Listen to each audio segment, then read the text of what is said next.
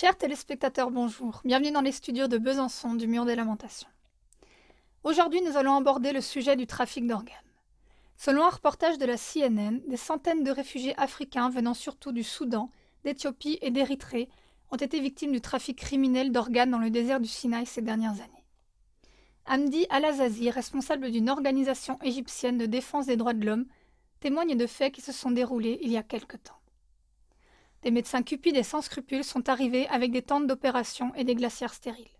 Ensuite, ils ont choisi leurs victimes, les ont endormis et leur ont prélevé des reins, des foies et d'autres organes alors qu'ils étaient vivants.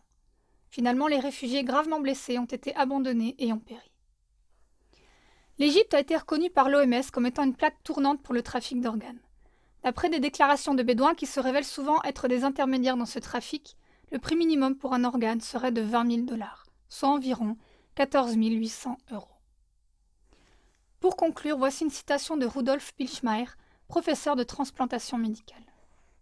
Si nous expliquons le don d'organes, nous n'aurons plus d'organes. Chers téléspectateurs, se taire face à ces choses veut dire confirmer volontairement.